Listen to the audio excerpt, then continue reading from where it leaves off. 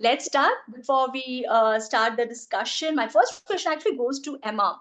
Emma, with a dazzling year 2023, I mean, what an amazing year it was. You launched a book, you received awards, you have been speaking in festivals, conferences, parliament, universities across the world. I want to talk about your book first. I mean, explore the future of fashion, the theories behind where we are and where we want to be.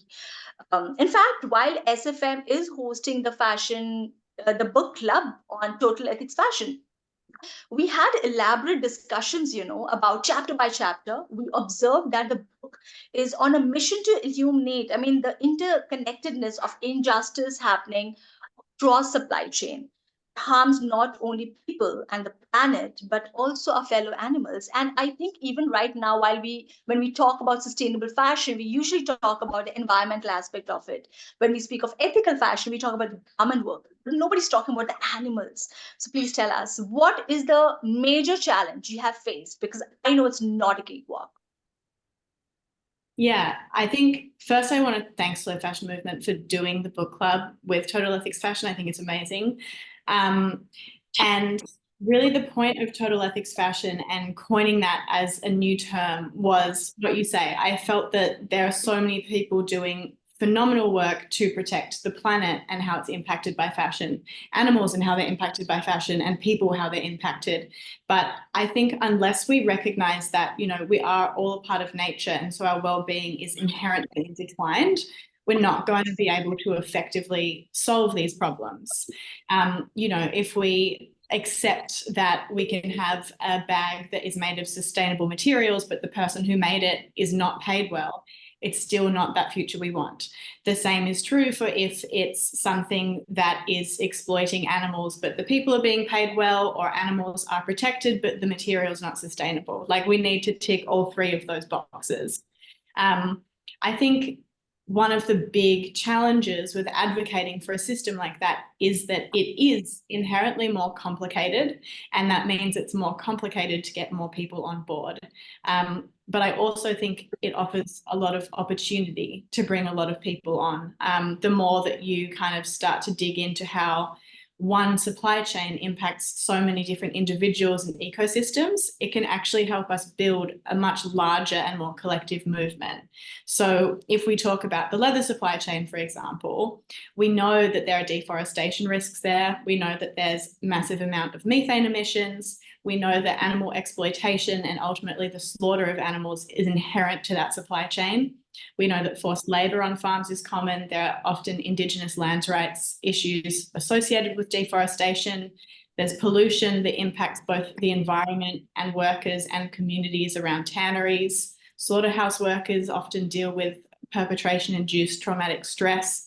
Like, the number of interconnected issues can either feel overwhelming, or it can show us that there are actually so many people that have a kind of, have skin in the game in this problem. And that means that we can actually work together in a much larger way to solve those problems.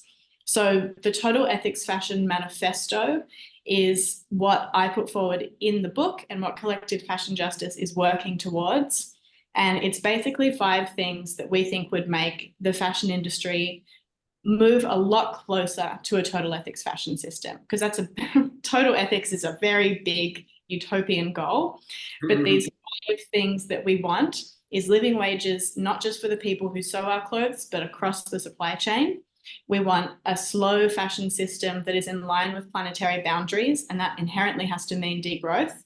And we want to move beyond fossil fuel-based materials, native deforestation-driven materials, and also animal-derived materials that are inherently intertwined with exploitation and the commodification of life.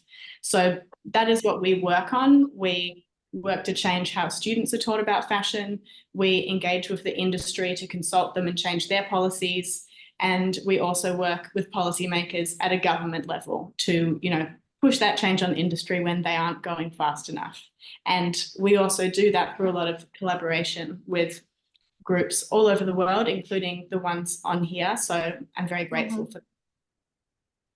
No, absolutely. In fact, I would like to mention, while we were doing a campaign called this Know Your Leather campaign in 2023, The reports that were published by Collective Fashion Justice was absolutely intriguing.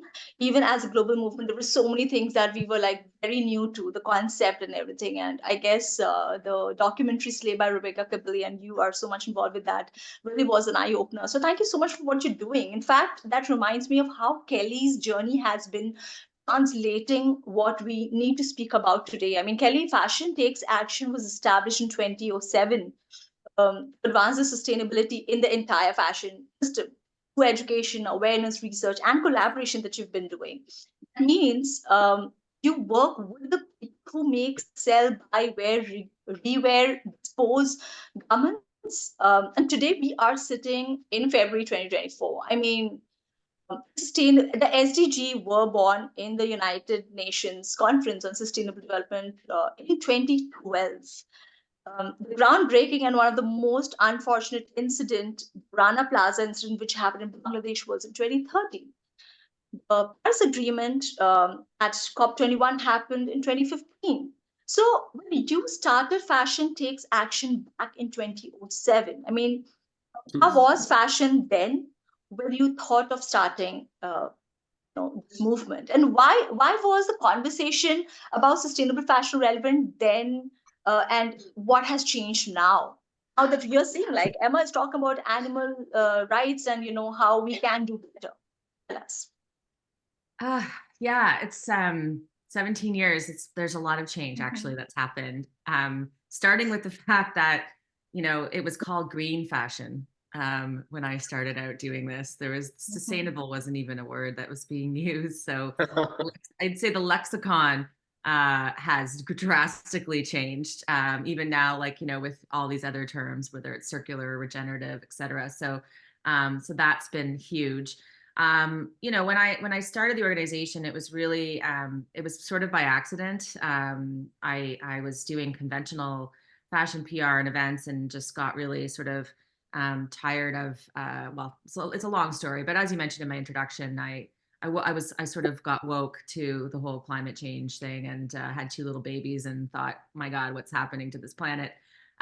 So I thought I would just do this event once a year. And then I realized that these small independent designers across Canada were really struggling. They wanted to do the right thing. They wanted to source like sustainable and ethical fabrics or produce ethically.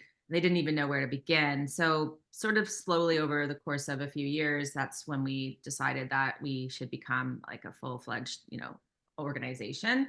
So I would say from that perspective, we shifted around actually just after Rana Plaza, we sort of shifted our focus to working with the bigger brands because we recognized that they were starting to wake up, at least the ones in Canada. There was, globally, there were some obviously leaders, but some of the bigger Canadian brands were just starting to kind of pay attention, and we felt that we would have more impact if we were to work with, with the bigger brands and have, just a little bit more impact than say working with smaller independent designers who also wasn't like we just left them in the dust.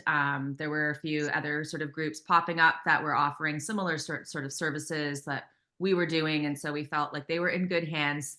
And so that was when we shifted our focus. And so from the hippie granola, tie-dyed patchwork burlap sack sort of stereotype of what green fashion was when I started in 2007 to where we are today, I think lots has changed. Long way to go, right? In fact, I mean, definitely. I mean, I think translation of what we are doing as founders, as leadership team, today we can say that somewhere or the other, something touched us in the emotional part, and that's where today we are translating that to making the whole system clean, better, fairer. In fact, Rachel, you are leading Stan's fashion corporate advocacy work. I mean, which includes publishing fossil-free fashion scorecard that I mentioned, a benchmark of meaningful actions and progress by major brands to transition away from fossil fuel and towards clean renewable energy. So, um, nearly almost a decade of experience that you have in corporate and government campaigning on issues ranging from ending plastic pollution to fighting urban sprawl and protecting the wetland. In your opinion, what are the most pressing environmental challenges we are or might be facing in the coming year? And also, how is Stand Earth trying to address that? You run campaigns, and also tell us a little bit about the scorecard model. Sure, yeah. And just to say quickly, thank you so much for having me. This is, a really fantastic panel, and I'd love to catch up with some of you afterwards as well. I am based in Toronto in Canada, and I work for Stand.Earth, which is a North American NGO, environmental NGO, which focuses on addressing the climate and environmental crises. We largely do this through corporate campaigning. So although we work with governments, but we mainly are kind of bread and butter, if you like, is about getting out there and pushing those big corporations, like the big kind of, P&G, big paper companies, all these kind of really influential megacorps to move further, to move faster than governments can, and to get that impact moving forward. And our kind of theory of change is really that if you can push the corporations to set that leadership bar, then you can push governments to raise the kind of lower bar behind them. And that becomes kind of like our method of moving the goalposts further and further and faster and faster. And so we've been working in the fashion industry for around, since I think 2017 started this campaign. So relative newcomer compared to some of these organizations, and really coming at it from that climate campaigning lens and that climate campaigning background, to look at this as an industry.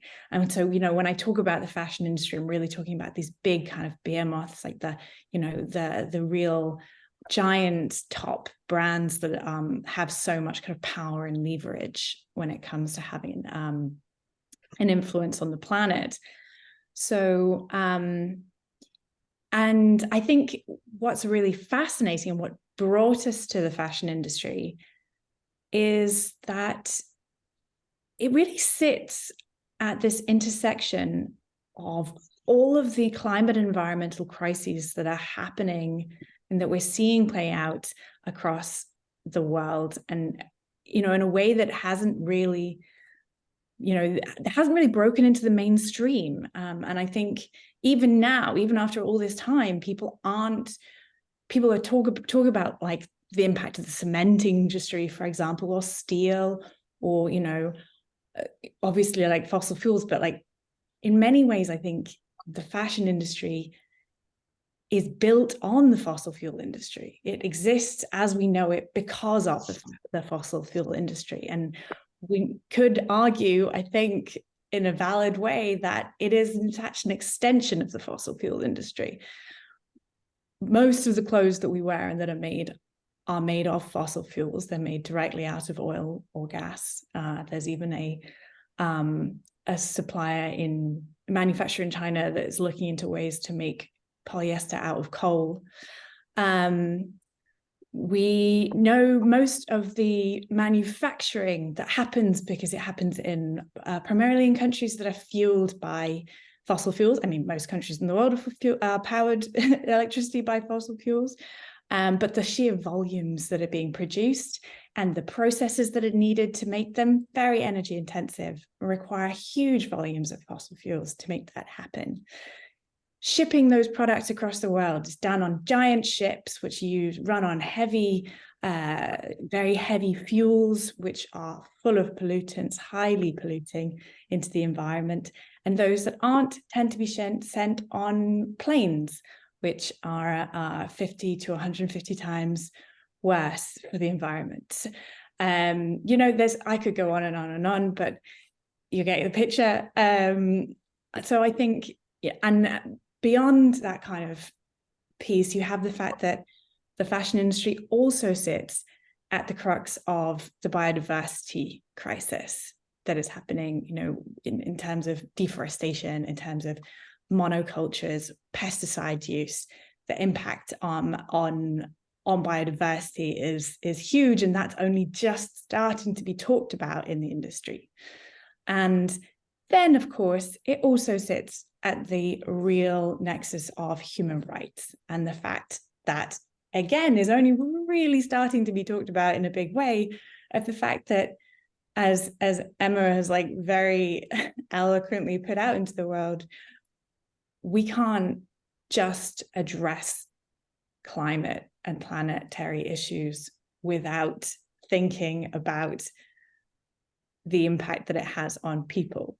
And the fashion industry has existed in this colonial way of being for a long time, where resources, labor, wealth has been extracted from the global south and left behind pollution and left behind climate impacts and on people who are the least responsible. So we can't have these conversations without thinking about it in a whole and holistic way. And so, the Absolutely. fashion industry exists in a total microcosm of everything that is happening in the environment and the climate and all of these multiple crises that we're facing. And that's a problem and an opportunity. So, yeah. Mm-hmm. Rachel, how do you navigate the complexities of work with policymakers to drive positive change? What you've rightly said. I mean, the challenges that are out there, we all can see that. The global collectives are trying to bring in change through campaigns which are loaded by crowd action, activation, education. But as I asked Emma about the challenges she's faced, and Kelly's transformation in the decades that she's experienced, she has. What role does Stand Earth play in advocating for environmental policies and legislature? Because the next question which I have for Patrick is very similar. Because at the end of the day, we do feel that although the consumer has a lot of power, but the systemic change need to happen, right? Yeah. Sorry, was that for me? Yes, Rachel, for you. Okay, sorry. Yeah. I think yes, so at Stand Earth, we don't tend to focus on the consumer, and that's there are a lot of great organizations doing a ton of great work in that area. What we focus on is pushing that brand accountability. And I didn't even get around to mentioning the fossil-free fashion scorecard, which is one of our key tools for doing that. So we kind of really focus on diving deep into what brands, last time it was 43 different brands, are doing, actually doing, rather than just kind of saying, putting out there into the world, to transition away from fossil fuels in various different areas of their businesses. So, but throughout the supply chain, with a full focus on the supply chain. And so our focus is pushing those brands towards more leadership positions. And then, we don't although we support policy efforts for the other organizations that are leading on, but that's not kind of our primary focus as a campaign. Absolutely. In fact, that's the reason why today we are doing a roundtable with global collectives, because all of us over here are focusing on a particular genre, but we know very well that at the end of the day, we all want one thing to happen. We all are having a shared goals here. Patrick, committed to justly transforming the linear fashion into circular fashion economy through the act of swapping, has not only made you a pioneer in the field, but also you are a driving force for change, like the change that you brought in the way people are consuming fashion through swapping. You have been instrumental in developing the groundbreaking initiatives that promote circularity and responsible consumption. And I must say that your innovative approach has not only earned you the recognition in the industry, In fact, I was recently watching a conversation you had with Sadhguru. You were interviewing him. You were on the other side of the table when he shared that how important systemic change is, and there should be a law where children under 14 should not, brands should not sell clothes which are not a natural fiber garment. So when I was seeing that, I was just kind of thinking that, can you provide a brief overview of your mission, how the whole journey began, your objective, and you are translating through your movement? Because how does technology play role in the global fashion exchange initiative? Mhm. Yeah, very, very good question. Thank you so much. And again, I'm just listening to my fellow panelists. I'm like, wow, the amount of work and dedication and that you guys are doing is incredible. I'm so honored to be here. And my eyes have just been opened at 5:30 in the morning about how much more work we have to do. So thank you. What do I do? So I'll just kind of bring this back a little bit. I launched Global Fashion Exchange, I think officially around like 2013. It's kind of like a move the needle type of thing. But I remember becoming very present to what was happening in the fashion industry because of the Rana Plaza. And before I label myself as a super consumer. I was like that person that was elbowing people at sample sales trying to get the bag. And then when I realized what was happening, I just kind of like Kelly was mentioning, I had this aha moment and realized that I needed to shift. And I had no clue what I was going to do. And then decided I kind of stumbled into a clothing swap in Copenhagen at the Copenhagen Fashion Week. And I was like, oh my God, what is this? And my friend said it's a clothing swap. And I had one of those aha moments and I realized that it's actually a tool for change at that time. And I thought that I can get behind this and turn this into an education program, again, with having no idea how that was going to happen or play out or what was really going to happen. I knew that this little act of swapping and sharing was an incredible tool to be able to bring people together, not just to perpetuate the act of swapping and sharing and keeping clothing out of landfill longer, but bringing a community together to talk about all of the. I'm pointing to my fellow panelists here, to talk about all of these important, mega important issues that I think are really difficult for the consumer to digest. So it was at that point that I really understood that this is where my little role I think can be, and where I can be really powerful at that, is trying to catalyze all of these ideas in a kind of a digestible way so consumers can wake up and have that same aha moment that I did, and give them, and then through Global Fashion Exchange with various technologies and companies that we partner with along the way, to be help distribute information, help distribute tools, help distribute messaging, help connect them to different organizations, and help empower them to make powerful choices in their own lives, which then hopefully can catalyze choices in the lives around them. So we're essentially, what we really do is focus on changing consumer behavior, which is really hard.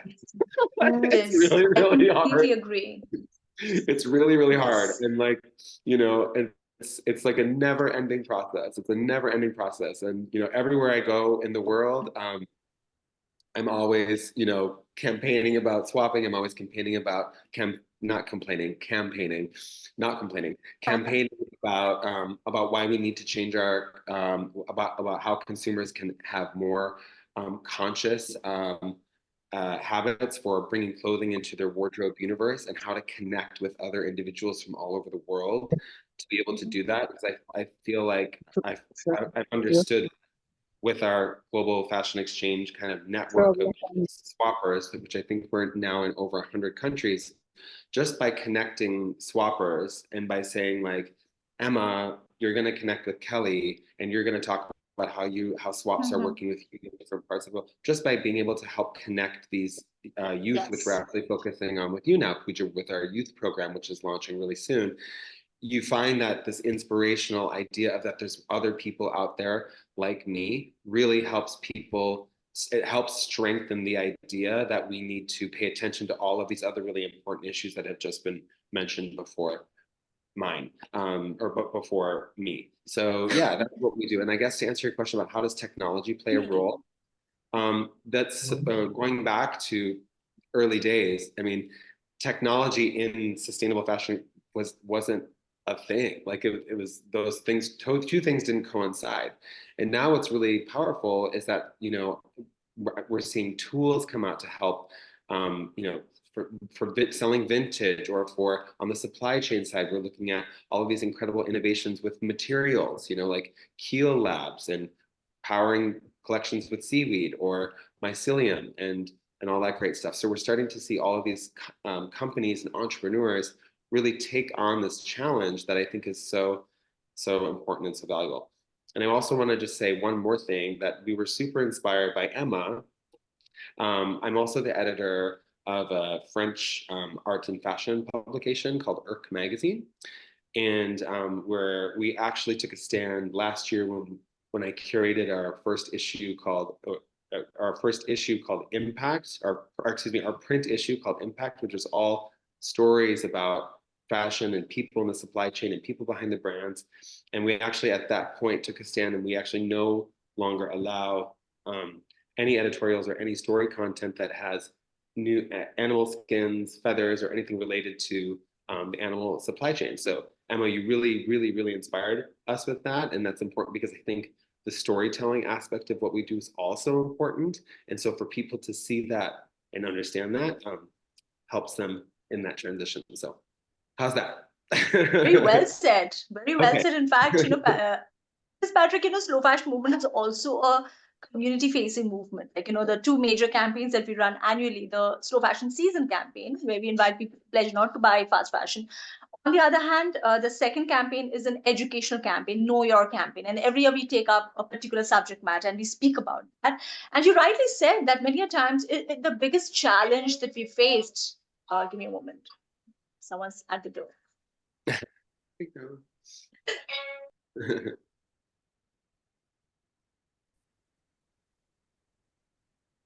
Okay, the bell rings thrice. I'm sorry for this. So yeah, we have faced this challenge, how, many times translating to what exactly is important. Many times consumers, they are aware of the detrimental impact fashion has, but they don't want to probably be part of the collective action. I want to ask you, Patrick, if you could please share a little bit about, the community is at the core of not just slow fashion movement or you, but so many of us over here in this room resonate with that. Are there any specific program or event that involves community building? Because at the end of the day, after the discussion, during the discussion right now, what we really, really envision is global collectives working together. So how do you see other movements over here joining hands with you and participating in something together? Yes. Oh my gosh, there's so many. And on the call with us, we have Slow Fashion Movement, we've got Remake, we've got Fashion Take Action, there's Collective Fashion Justice.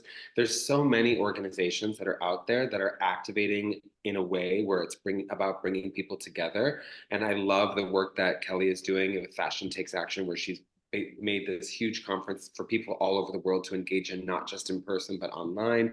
So there's so many different ways. I think it's really just about looking out into your community and finding out like who's nearby, and finding out like ways to be able to activate there. Because then, like, again, for instance, Emma, I know you're doing some really fabulous events that are happening down in Australia, and there's a huge community of people there that are also really ignited. So like I said, Fashion Takes Action, Remake, Fashion Revolution is another great one.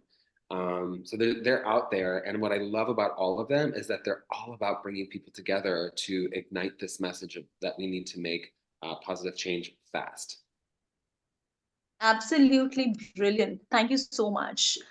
So when we talk of collective action, we cannot miss out on talking to Rebecca about recent chat I was having with her. We were talking about how most of the time we land up talking about fast fashion brands, that we keep talking that about the detrimental impact only of fast fashion brand. However, Remake has been running campaigns, Rebecca, that are urging brands to do better.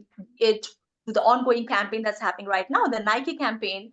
Nike owes Thai and the Cambodian government about $0.2 million. The Bangladesh minimum wage campaign that Remake is running, wherein we are fighting for the 23,000 taka, which is approximately $208. for a basic, decent life. Rebecca, where are we right now? And from your experience as a campaigner and organizer, where are you seeing challenge faced by the global collectives? Let's say Remake. Yeah. Thank you for the question, Pooja. This is a really good one. I think when you mention Nike, it is a good reminder to us, because many times like we take like fast fashion as like a scapegoat to all the criticism in the, for all the fashion issues and harmful practice. Sometimes it seems it's only fast fashion in most of the minds, but actually, as we all are talking here in this conversation, is a systemic problem. And we need systemic change, of course, because we are living in a system that is exploitative by itself. And $1 trillion industry like fashion industry, it just replicates all the exploitative practice of the system. It belongs, So when we organize to change, to organize for a systemic change, we need to have a bigger picture. The problem is big, so we need to join hands, as we are all saying, be in community, be together to change. Unfortunately, it's not one brand or two brands or just fast fashion, but it's a big problem. And yeah, we are all here discussing it and join forces to change it. So yeah, just a quick overview on Nike campaign. So as you mentioned, they owe 2.2 million to Thai and Cambodian garment workers, around 4,500 garment workers in total. So it was because during the pandemic, two of their suppliers closed the factories, and they didn't pay the garment workers. And according to Nike owns policies, and international law, they are responsible for the people, the workers making their products. But even if they made like 22 billion just last year, just in 2023 alone, they refused to pay these garment workers. What they own to the garment workers is only 0.01% of this profit. What we cannot really is not acceptable. They need to pay the people who make their garments, the profit. Actually, these are the people that allow them to have this huge profit. So Remake keep campaigning, like it's an ongoing campaign. We just had an online action, and we have a really successful petition that we can share. I can share the link in the chat soon.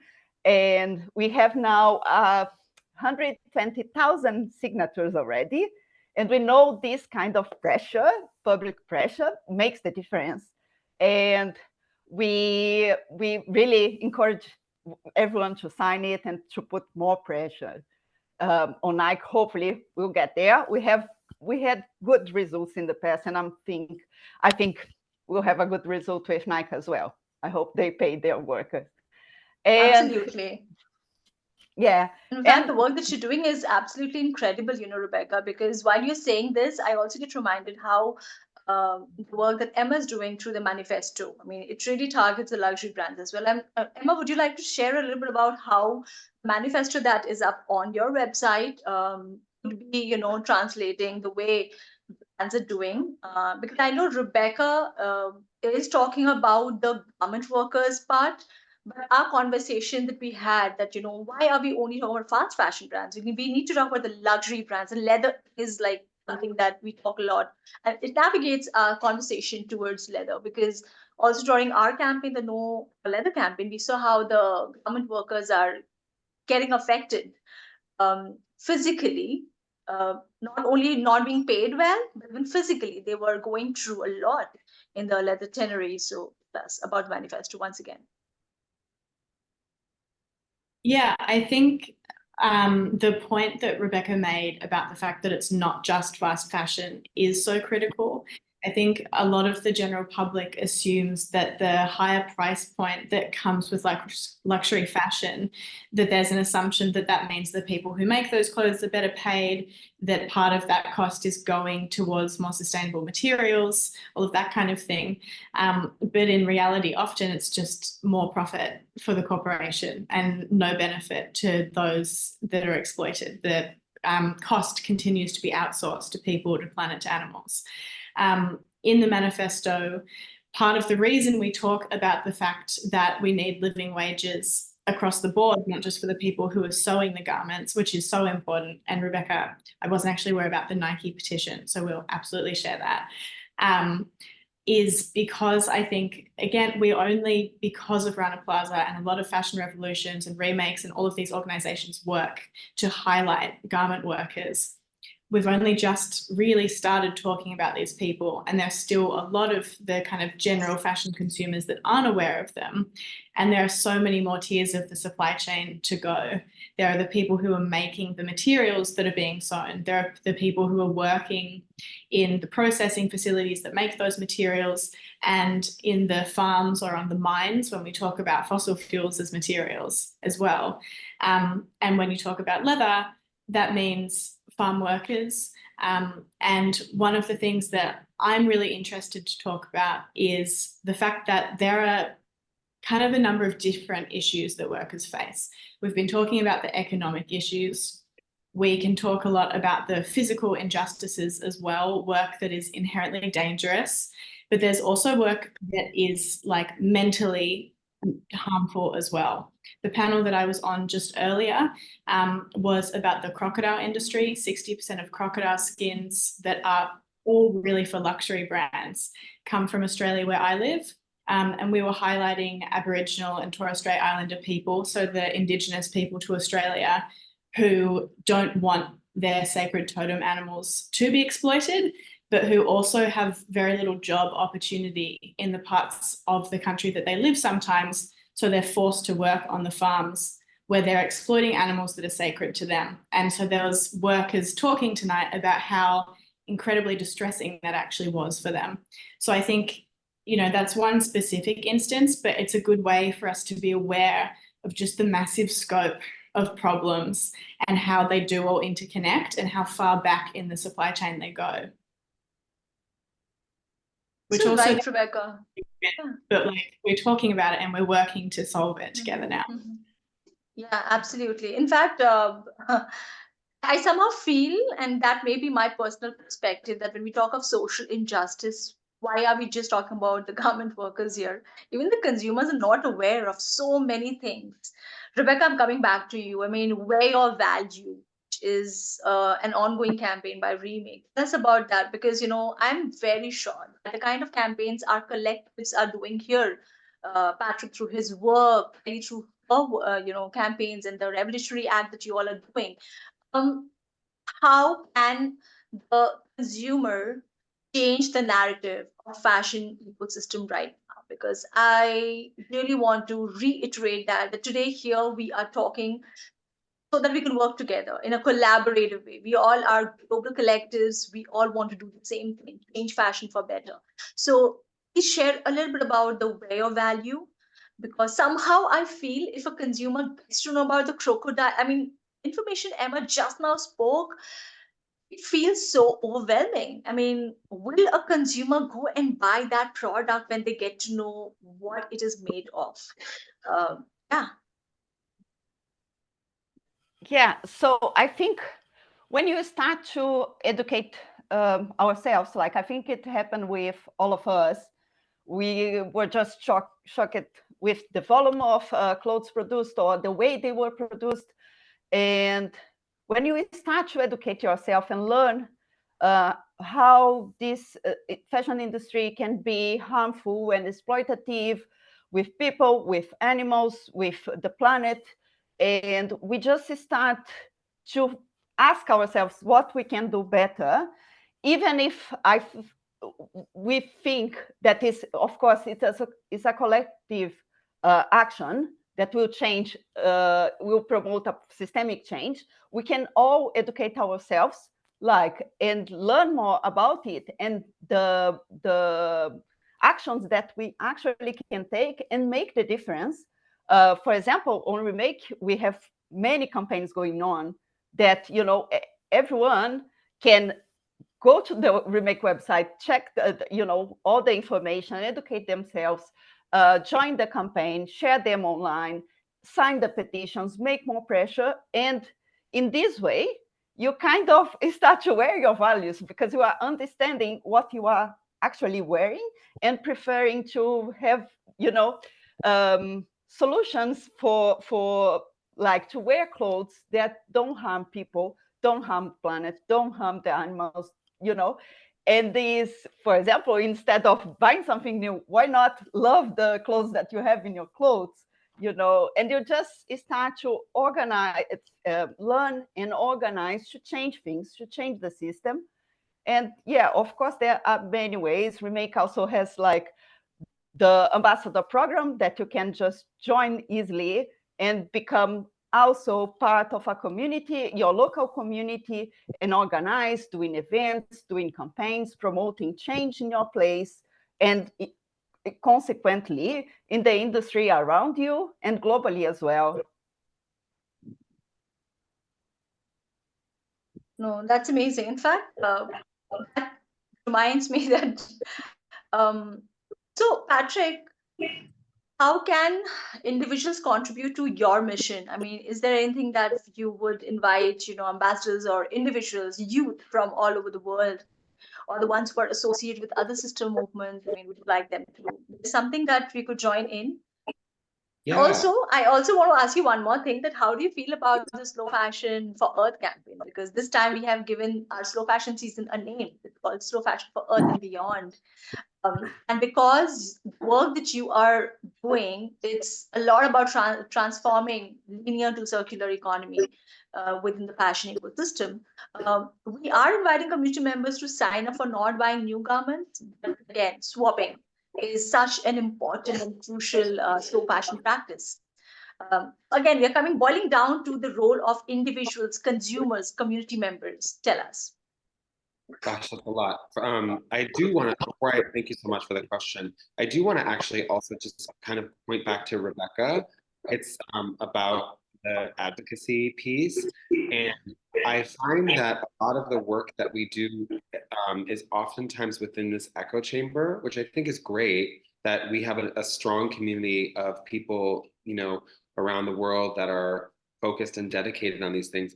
But there are so many people outside of this echo chamber that still have no clue. They have no idea what ethical fashion, sustainable fashion even means. And it blows my mind because whenever I go, like I said, whenever I go somewhere, I meet new people, whether it's in the store or, you know, to get some whatever, groceries. People ask me a lot of times what I do. When I explain it to them, it's like having that first time conversation over and over. It's a little bit like deja vu. It's kind of strange. So it just reminds me of the fact that there's so much work that still needs to be done outside of this echo chamber. And I wanted to actually kind of ask a community question as well about the fact that we need to like work with these big brands. And that actually, I'm just like going to be honest and share an experience recently. We do consultancy with Global Fashion Exchange, where we work with companies on their supply chains and work with them on a myriad of things that are happening in their behind the scenes, which consumers don't really know about. And we had a recent consulting client, which was quite scary for me personally to kind of step into this chamber, but it was with a really huge brand, I'm sure you know, called Boohoo. And what the role that I was working on with Boohoo was about stepping in, helping them in their supply chain, integrate more circularity, integrate more sustainable practices, ethical practices, and then also talking about how we can engage these consumers, a part of Boohoo land, which I'll say, in these ideas of sustainability, circularity, swapping, renting, and repairing. And what was so fascinating about it was that from the consulting side, for me, I was really excited not to be working with, potentially a brand that has so many issues in the background or hidden in their closet. But I was excited because with one push of the button, they actually are communicating these ideas and these principles that I think we oftentimes have difficulty getting to that audience. And so I just kind of wanted to throw that out there about how we need to engage all actors and how we need to do some rather scary things sometimes, because I will say my reputation as an activist and as a campaigner really took a huge hit because of stepping into this realm with Boohoo. But I actually believe that we need to push as hard as we possibly can, even sometimes if it means going into those realms. So I just wanted to kind of share that it's super important to kind of go outside our echo chamber sometimes and take those risks. And yeah, so that, what was the question? What was that? Sorry, I kind of went on a bit of a diatribe. Yes, absolutely. No. It's absolutely, you're on point. In fact, given the urgency of climate change, what are, Rachel, I mean, this is for you. What are the standards key priority in terms of mitigation and adaptation? How can global collectives see themselves supporting Stand Earth? Yeah, I mean, so when I said that we don't really work on kind of the consumer education piece, I kind of spoke out of turn a little bit, because I think that consumer education is super important in that we teach people that they are not consumers, that they are citizens, and that their role in this is, yes, it's about choice, but it's also about demanding better from brands. And that is what we try and do. And the way that we kind of engage our audiences, and the way that I would love to see all of our audiences engaged, is in demanding better, telling brands that you want to see transparency, you want to see a real, more than transparency, honesty about what they're doing in their supply chain, not just targets, but progress towards targets. Like, what is actually happening right now, and what are you doing to achieve it? Not just like, you've set a target, handed it over to your suppliers, and told them to get on with it. Sorry, I got lost in that. So yes. Yeah, I mean, I think our priority and what we're pushing, like using the fossil-free fashion scorecard, we're pushing really a few key priorities in this area. And that the main one is around, in the field of supply chain decarbonization, which is like a horrible, wonky, climate nerd kind of sounding term, but like what we're trying to say is cut fossil fuels out of your manufacturing, and do it actively, do it with purpose, do it with support, and do it fairly and equitably, working with your suppliers, not just telling them what to do. And so, we prioritize the need for clean, renewable energy, the need to end coal in manufacturing. A lot of coal is burned on site in the manufacturing processes. The need to transition away from fossil fuel derived fabrics and materials, and the need to focus on all aspects of that journey, including logistics, cleaning up marine shipping, getting away from this aviation, which has been a kind of a growing problem. Because we believe that we know, in fact, that these companies have a ton of power, a ton of sway. And between them, they're also using a hell of a lot of electricity, a hell of a lot of power, and a lot of fossil fuels. And if they actually work together, they could have a real impact in transitioning, moving the grid systems away from fossil fuels, actually have kind of ongoing benefits for the communities and the people and the workers who live around there, who are breathing in all the toxic air and all of the pollution, and dealing with polluted water and coal dust in their lungs.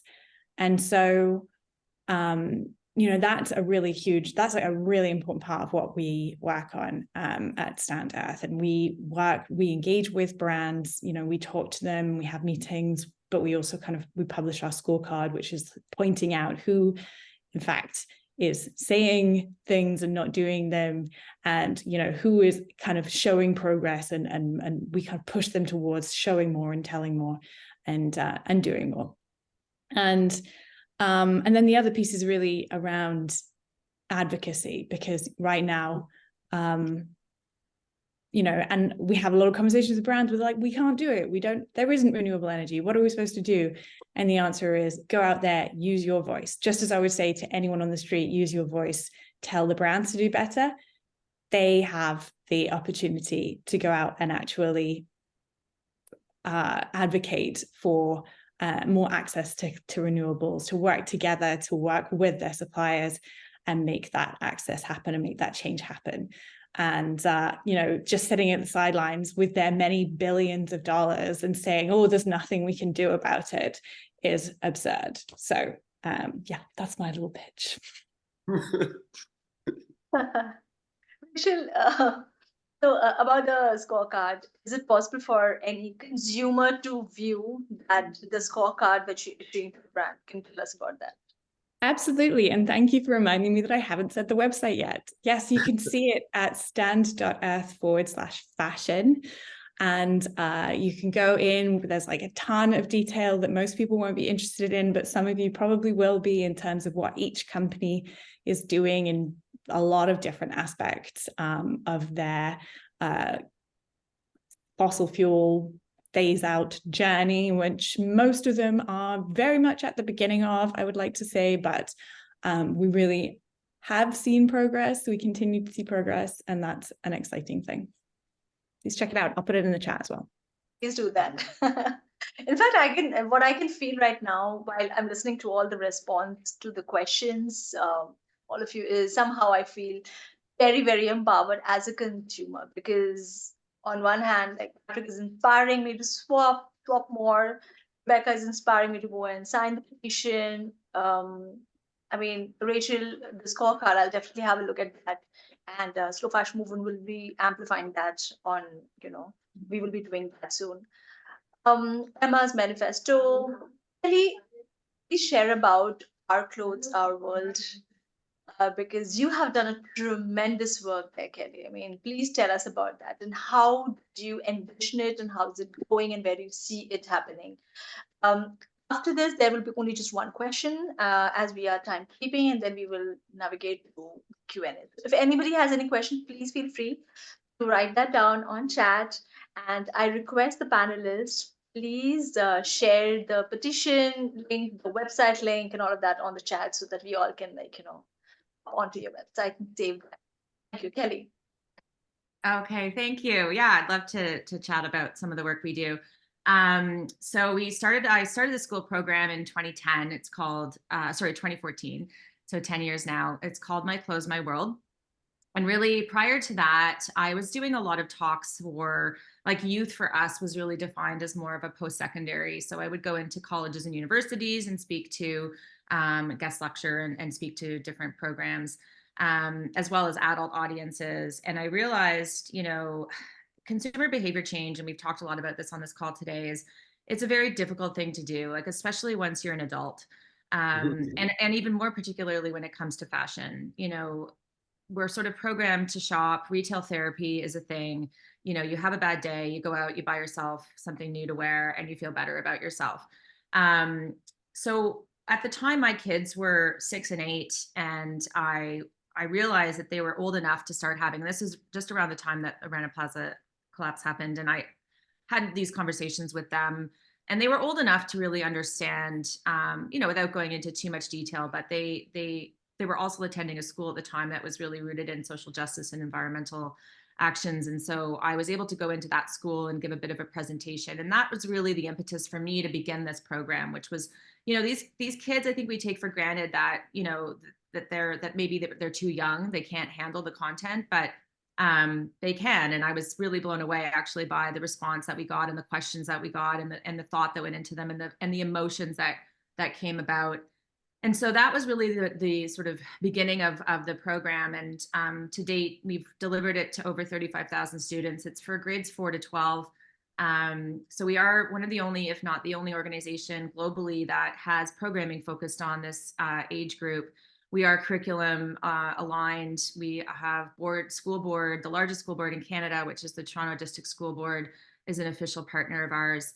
The program's been built by educators and sustainable fashion experts. So we actually went to COP, and it's funny, I made a point of saying something back when Rachel first spoke at the beginning of this talk about just how, it's interesting that Rachel and I were both at COP, and of the 90,000 people that were there, there was maybe 50 people over the course of the 2 weeks from the fashion industry.